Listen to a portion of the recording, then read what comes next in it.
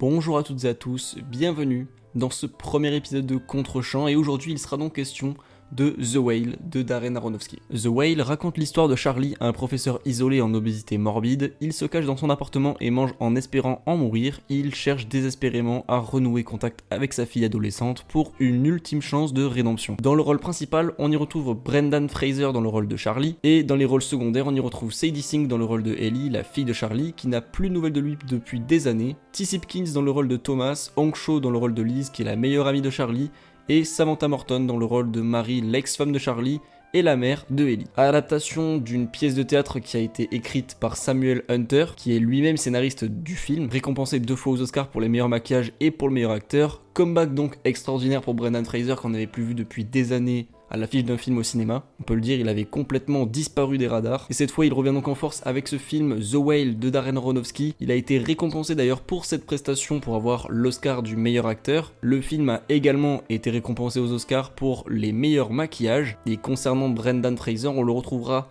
à l'affiche du prochain film de Martin Scorsese, Killers of the Flower Moon. Et The Whale, on peut dire que c'est un film qui a été bouleversant, c'est le moins qu'on puisse dire, et même si certaines personnes n'adhèrent pas totalement au cinéma de Darren Aronofsky, ce n'est jamais un cinéma qui laisse totalement indifférent, et Aronofsky réitère une nouvelle fois son style. Ce format huis clos 4 tiers qui correspond totalement à l'ambiance générale du film, le but ici est d'oppresser le spectateur un maximum, de lui faire ressentir l'empathie envers ce personnage, de par sa situation et également son histoire, car Charlie est homosexuel et est en couple avec un homme, enfin il était en couple avec un homme, et oui, il a une fille qui s'appelle Ellie et il a aussi une ex-femme et il est homosexuel. Au-delà du scénario de base, on peut clairement affirmer que tous les sujets sont traités dans ce film, ce qui en fait selon moi sa grande force, car même si on a l'impression que le film nous force vraiment à avoir de l'empathie pour ce personnage, à avoir pitié de lui, on arrive quand même à vraiment traiter de tous les sujets possibles et imaginables, ce qui fait que tout le monde peut s'identifier devant cette œuvre. Tout, mais alors vraiment tous les sujets sont abordés, la sexualité, la drogue, la santé, la religion, l'abandon, le suicide, l'homophobie, la grossophobie, le divorce,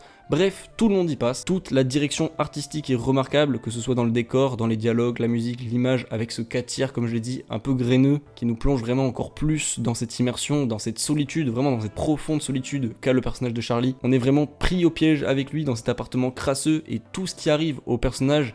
ça renforce encore plus cette idée de dégoût, de mal-être total, parce que c'est aussi dit dans le synopsis du film, le personnage mange vraiment jusqu'à en mourir, et c'est vraiment une tentative de suicide. Aronofsky veut qu'on ait de la peine pour lui, et ça marche complètement, et de par sa situation aussi, et par le fait qu'il veut s'autodétruire en fait. Et aussi cette part de mystère autour de lui qu'il garde vraiment auprès de ses élèves, car Charlie est professeur, mais en visio. Il garde donc sa caméra tout le temps éteinte, privant ses élèves de voir à quoi il ressemble, car un sujet revient naturellement dans le film, puisque ça traite vraiment de ça, mais c'est la grossophobie, le regard des autres et donc se refermer sur soi-même, situation d'autant plus triste pour le personnage de Charlie car lui est devenu comme ça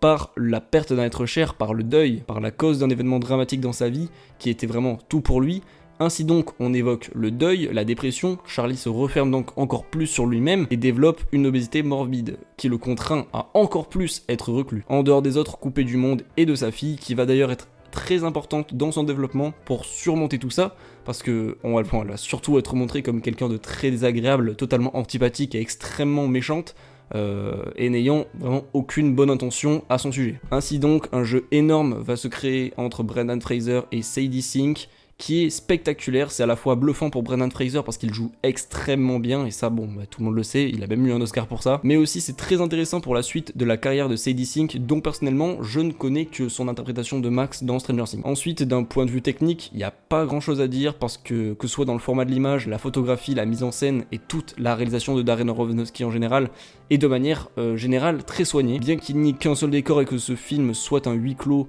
de pratiquement 2 heures, je dois dire que le film passe plutôt vite, bien qu'il ait réussi à aborder vraiment tous les sujets possibles et imaginables comme je l'ai dit, et aussi à mettre en place cette intrigue bouleversante qui m'a personnellement beaucoup touché, et je dois dire que je suis rarement touché par un film, en tout cas émotionnellement autant, vraiment parce que en sortant de ma séance, j'étais un peu quand même sous le choc pendant plusieurs heures, je dois dire. J'ai pensé vraiment au film, il y avait des images qui défilaient dans ma tête et je pensais naturellement au film tout le temps. Et aussi je réfléchissais tant bien que mal au sens de la fin. Mais c'est pour ça qu'on va au cinéma, c'est exactement pour ce genre de film qu'on a besoin de se déplacer au cinéma pour vivre une réelle expérience. C'est pour ma part la première fois que vraiment il y a des gens dans la salle qui se sont mis à fondre en larmes à l'apparition du générique, j'avais encore jamais vu ça, et aussi qu'un film m'a autant affecté. En tout cas pour moi ça a été un vrai plaisir de vous parler de ce petit film pour commencer Contre-champ. J'espère que ça vous a donné envie d'aller voir ce film pour les plus curieux d'entre vous, et pour ceux qui l'ont vu, n'hésitez pas à dire vos avis dans les commentaires, voilà, n'hésitez pas à nous le dire. C'est tout pour ce premier épisode de Contre-champ, j'espère que ça vous aura plu, c'était Anto, portez-vous bien, ciao.